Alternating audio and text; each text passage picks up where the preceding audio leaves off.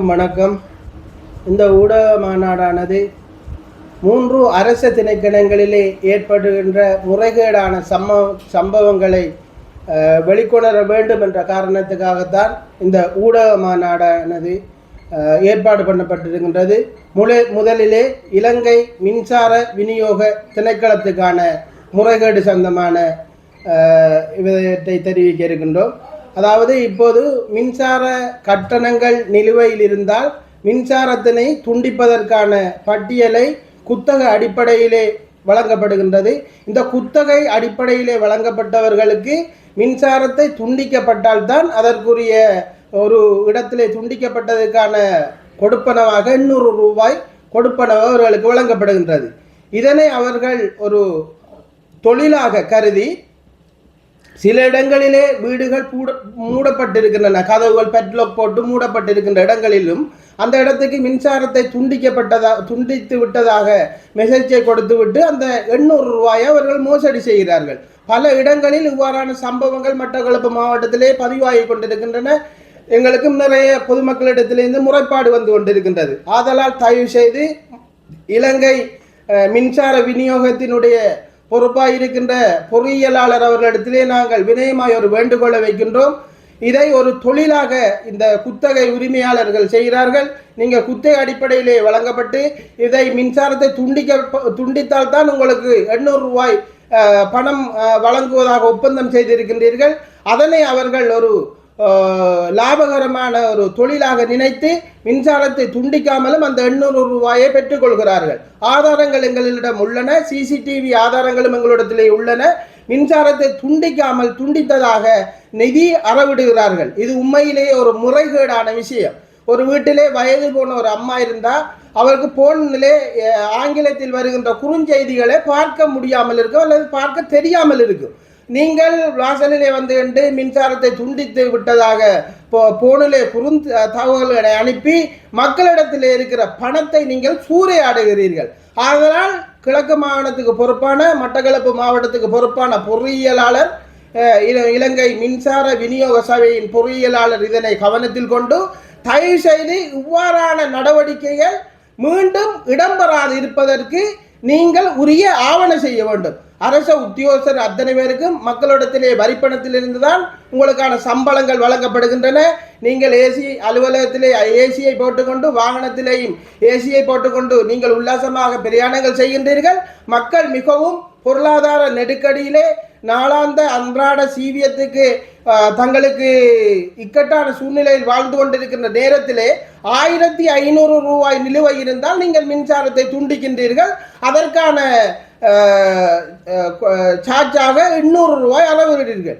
இது முற்றிலும் ஒரு முறைகேடான சம்பவம். தயவு செய்து சம்பந்தப்பட்ட அதிகாரிகள் இதிலே கூடுதல் கவனம் செலுத்தி மின்சாரத்தை துண்டிக்காமலும் துண்டித்ததாக இந்த பெறப்படுகின்ற கொள்ளை சம்பவங்களை நீங்கள் நிறுத்த வேண்டும் என்று உங்களிடத்திலே தாழ்மையாக கேட்டுக்கொள்கின்றோம். அவையினுடைய மட்டக்களப்பு மாவட்டத்தினுடைய நிலைய பொறுப்பதிகாரிக்கு நாங்கள் வினயமாய் ஒரு வேண்டுகோள் ஒன்றை விடுக்கின்றோம். நீங்கள் நீர் விநியோகத்தை துண்டிப்பதற்காக சம்பவ இடங்களுக்கு செல்கின்றீர்கள்.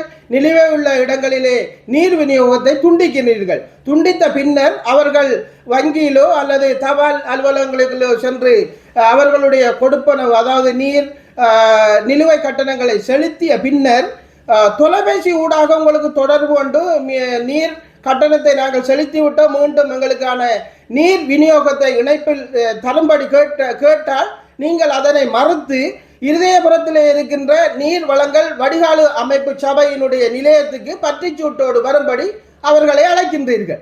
இன்று பொருளாதார நெருக்கடியில் மக்கள் வாழ்ந்து கொண்டிருக்கின்ற நேரத்திலே அவரிடத்தில் பணம் இருந்தால் அவர்கள் இவ்வாறான நிலுவையை வரவிட மாட்டார்கள்.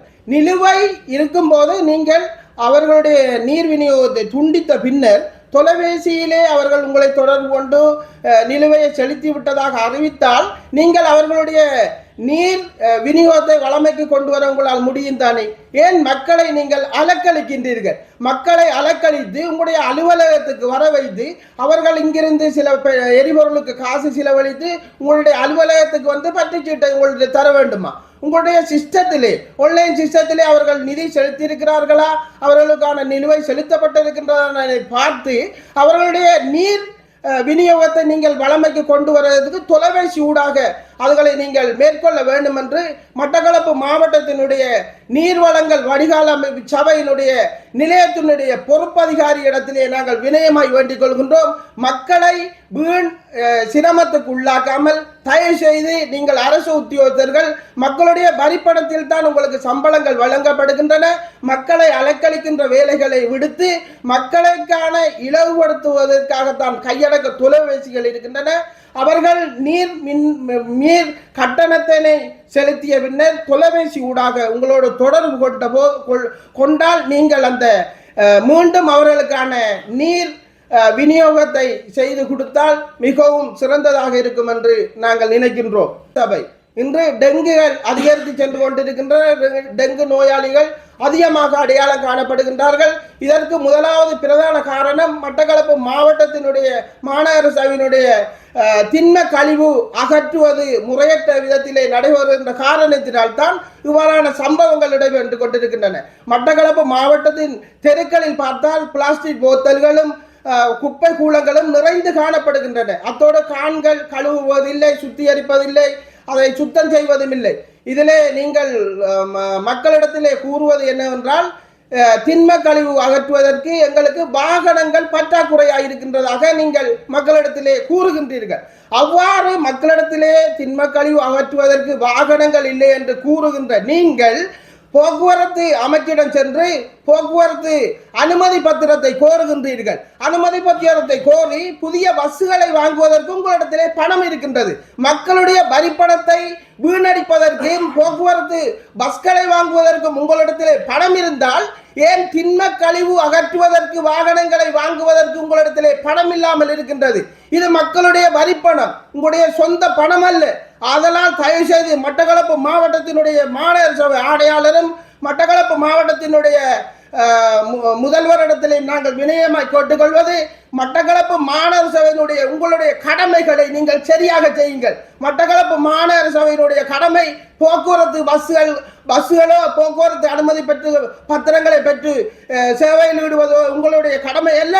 மக்கள் உங்களை தேர்வு செய்வது அரசியல் செய்வதற்காக அல்ல. ஈரானுக்கு கண்டனம் தெரிவிப்பதற்கும் அமெரிக்காவுக்கு கண்டனம் தெரிவிப்பதற்கும் பவனியாவிலே சபையிலே நடக்கின்ற பிரச்சனைகளுக்கு கண்டனம் தெரிவிப்பதற்குமாக மக்கள் உங்களை அனுப்பவில்லை. மக்களுக்கான சேவையை செய்யும்படி மட்டக்களப்பு மாநகரத்தை சுத்தமாக வைத்திருப்பதற்காகவும் மட்டக்களப்பு மாவட்டத்தில் இருக்கின்ற வீதி விளக்குகளை ஒழுங்காக ஒளிரச் செய்வதற்காகத்தான் உங்களுக்கு மக்கள் வாக்களித்து உங்களை ஆசனத்தில் அமர்த்தியிருக்கிறார்கள். ஆதலால் நீங்கள் மக்களுடைய வரிப்பணத்துகளை வீணடித்து சொகுசு பஸ்ஸுகளை ஓட வேண்டிய தேவை உங்களுக்கு இல்லை.